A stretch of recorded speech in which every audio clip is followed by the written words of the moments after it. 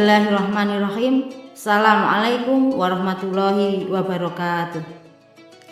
Alhamdulillahilladzi hadani lihadza wa ma kunna linahtadiya laula an hadanallah. Asyhadu alla ilaha illallah al-malikul haqqul mubin wa asyhadu anna Muhammadan abduhu wa rasuluh shadiqul wa'dil amin. Wassalatu wassalamu ala asrofil anbiya'i wal mursalin wa ala alihi wa sahbihi ajma'in.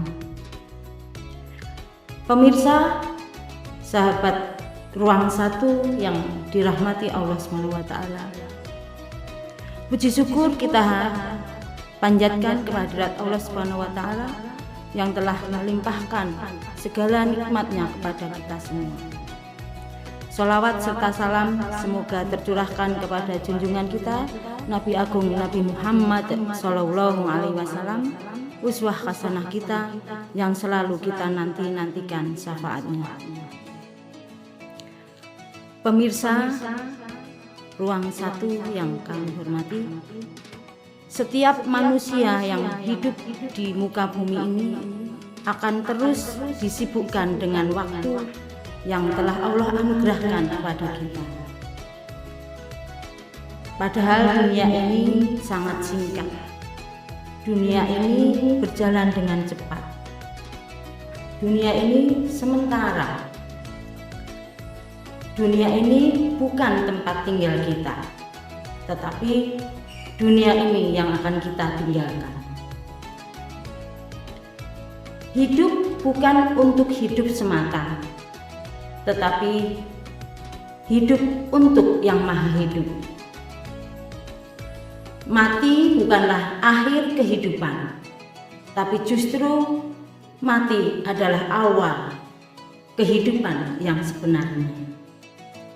Oleh karena itu, sobat Ruang Satu yang dirahmati Allah SWT, janganlah kita terlena dengan kehidupan dunia.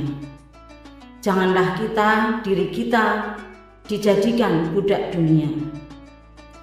Cukup dunia kita genggam di tangan kita. Jangan simpan di hati kita. Di hati kita harus hanya ada Allah, Tuhan Sang Pencipta. Di hati kita harus hanya ada Allah yang selalu mengawasi gerak-gerik kita. Dalam Al-Quran surat Al-Qasas ayat 77, Allah berfirman, A'udzubillahi minasyaitonirrajim, wabtaghi fima ataqallahu darul akhirah wala tansa nasibaka minad dunya.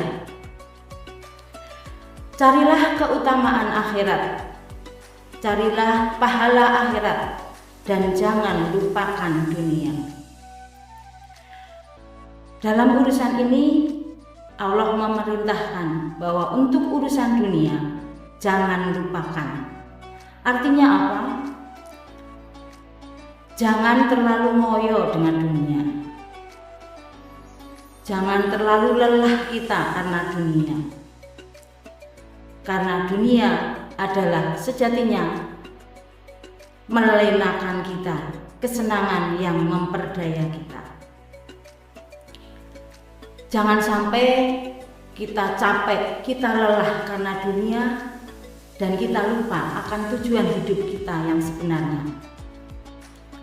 Sebenarnya apakah tujuan hidup kita? Manusia dalam mengarungi kehidupan ini mengalami beberapa tahap kehidupan. Yang pertama, alam roh yang ditiupkan ke rahim bunda kita. Yang kedua, alam dunia di mana kita tinggal saat ini. Ketiga, alam kubur. Keempat, alam kiamat di mana semua makhluk bumi akan dibinasakan. Kelima, alam yaumul ba'ats, semua akan dibangkitkan. Yang keenam adalah alam mahsyar, di mana semua umat, semua makhluk Allah akan dikumpulkan di padang mahsyar. Setelah itu akan diperhitungkan di yaumul mizan. Amal kita akan dihisab, diperhitungkan baik dan tidaknya amal kita. Selanjutnya kita akan menuju ke alam syafa'ah, di mana di situ akan tahu siapa saja yang akan mendapat syafa'ah, pertolongan. Dan yang terakhir adalah yaumul syirah, di mana semua akan diperjalankan menuju ke sirat, jembatan, dan akan tak ketahuan siapa yang akan masuk surga, siapa yang akan masuk neraka. Tentunya dari fase-fase kehidupan itu kita tahu bahwa ternyata akhir dari kehidupan kita adalah di yaumul akhir, di surganya Allah atau di nerakanya Allah. Sebagai seorang mukmin, tentunya kita memilih Jannatun Na'im, surganya Allah yang penuh dengan kenikmatan, di mana di situ kita tidak akan pernah merasa kekurangan. Apapun tersedia, tidak akan merasa pernah kesakitan. Itulah tujuan hidup kita di dunia ini. Maka sekali lagi, jangan pernah terlena dengan kehidupan dunia.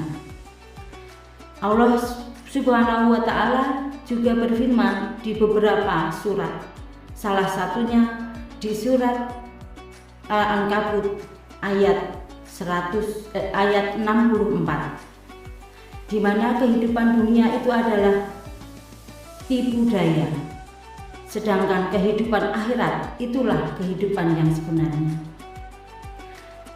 Selain itu, di ayat Al-Imran ayat 185,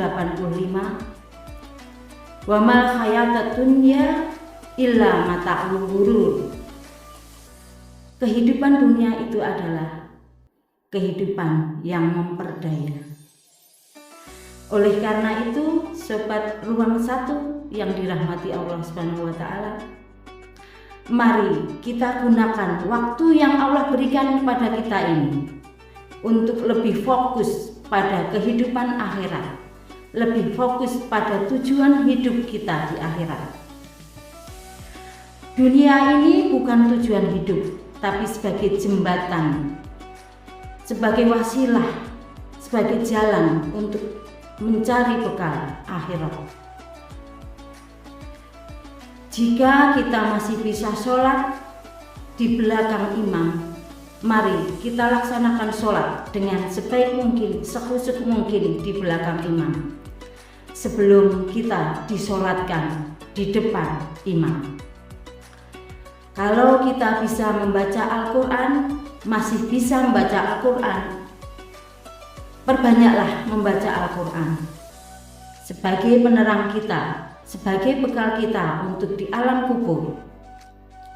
Sebelum kita dibacakan Al-Quran di depan tubuh kita yang sudah kaku membujur.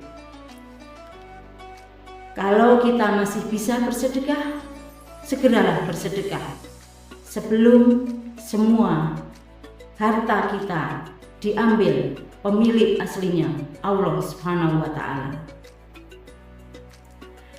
Sobat Ruang Satu yang kami hormati,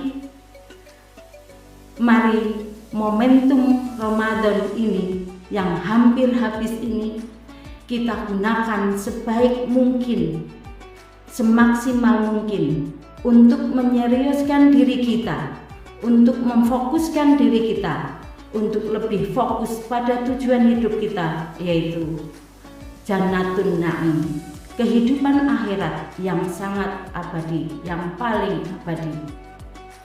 Jangan sampai kita benar-benar terlena dengan kehidupan dunia yang fana ini. Demikian yang bisa saya sampaikan, semoga bermanfaat.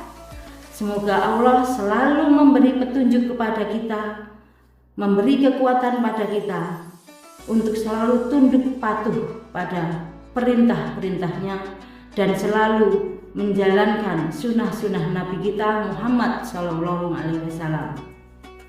Mohon maaf atas segala kesalahan. Billahi taufiq wal hidayah. Wassalamualaikum warahmatullahi wabarakatuh.